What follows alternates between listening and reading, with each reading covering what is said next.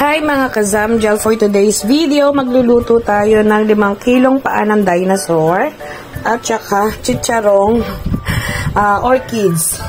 Ayan, nakikita nyo ba guys? Medyo madilim lang. Ayan ang kanilang pulutan for today's video dahil later magwawalwal po sila Chano. Guys, 5 kilo to kaya hindi namin maintindihan kung paano namin lahat to lilinisan ng kuko. Diyos ko po, puputulan pala ng kuko. Napakadami guys, pero syempre tiis nga lang para makakain ng masarap. Kailangan natin linisin ng maayos at syempre ako po ang magluluto dito dahil si Chano ay naka-assign sa chicharong bulaklak. Inihanda ko na nga guys yung mga sangkap na gagamitin ko. Ayan, nag-chop na ako ng bawang. Syempre atin mo nang pipit-pit-pitin para mabilis siyang balatan at mabilis hiwa-hiwain. Ayan guys, nakita nyo naman yung aking panghiwa, diba, ng pagkalaki-laki.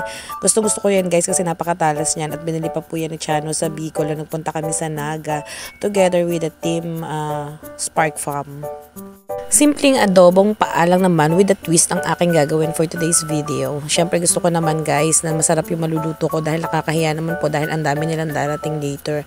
Kaya yan na nga, Diyos ko po guys, ito yung pinakaiyo ko sa lahat, yung mag-chop ng sibuyas dahil talagang hindi ko talaga mapigilan na hindi maluluha dito habang yung si Inay nasa likod bising-busy yun guys kasi nga naglalaba siya.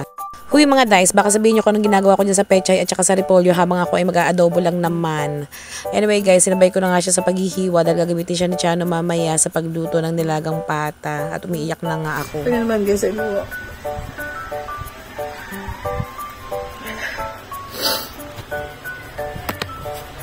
Imagine niyo guys, sa tapang kong to, Diyos ko po, sibuyas lang makakapagpaiyak sa akin. Hindi ko ba alam guys, hindi ko talaga kaya. Ang sakit-sakit talaga sa mata. Dito na nga, isasabay ko na rin ang aking luya. Pero syempre nga, hindi ko na rin yan babalatan. Hugasan ko lang yan guys at aking i-chop-chop na.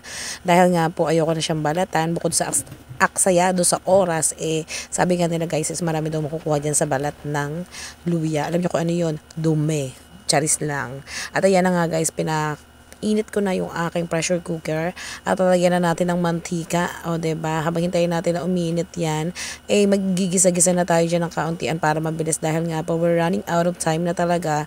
It's too late na, 2 o'clock na po, pero ngayon pala kami magluluto at mamaya na dyan na nga ang mga kagrupo ni Chano. At ayan, ginisa ko na yung luya, sinunod ko na rin yung bawang. Syempre alam nyo naman guys kung paano magluto ng adobo, diba? Ayan, sabi nga kanya-kanya sekreto lang naman ang pagluluto ng adobo, pero iisa pa rin ang lasa niyan. Merong iba na iba talaga yung lasa, pero pa din syempre mangingibabaw pa rin ang lasa ng suka at toyo. Habang ginigisa-gisa ko nga, ito ay merong mama dito sa tabi ko at nangialam. Ang sabi niya ay kulang daw ng mantika, kaya nga nilagyan namin ng mantika ulit. Kasi nga ang hirap mag-isa pag kukunti lang talaga yung mantika. Maganda kasi yung, alam mo yung sobrang bago talaga ng sibuyas at bawang at luya. At inalagay na nga itong mga paa na ito. Diyos ko, ewan ko ba, bakit ang sarap-sarap ng paa? Ang sarap niyang papakin.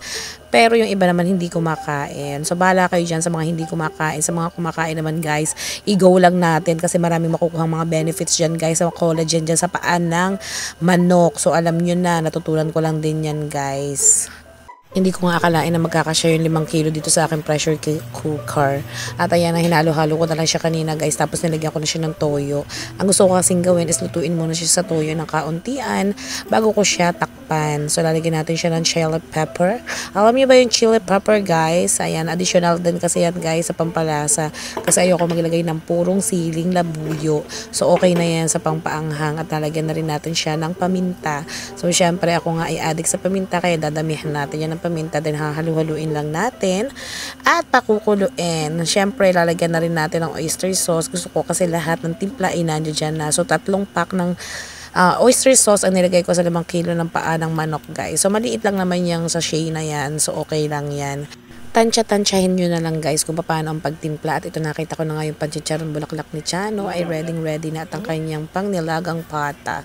So nakalimutan ko nga lagyan siya ng dahon ng laurel, kaya lalagyan natin siya. Syempre kontian lang din, ayoko din amoy ng dahon ng laurel. At syempre halu-haluin natin siya guys.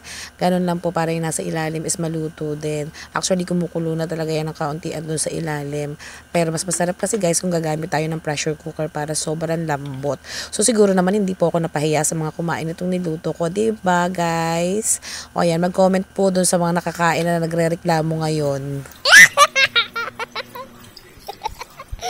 Nakita nyo naman, nilagyan ko na ng 1 balding suka. Pag naman napanis pa yan, ewan ko na lang.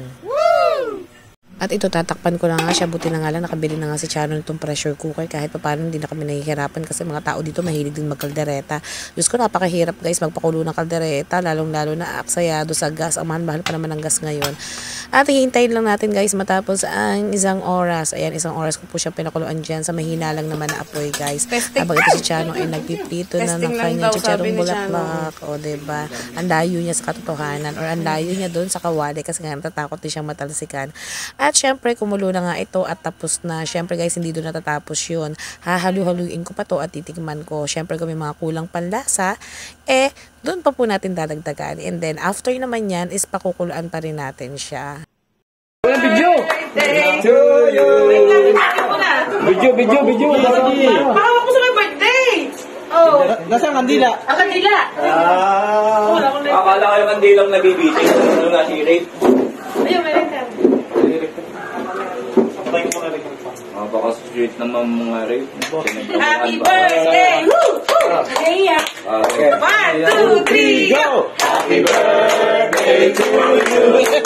Happy birthday to you! Happy birthday! Happy birthday! Happy birthday to you! Happy birthday! Wish mo na! Wish! Teka, baka masik ang laway ko. Hindi pa pakailangan. Wish mo na! Dandan na may Dali! Arte!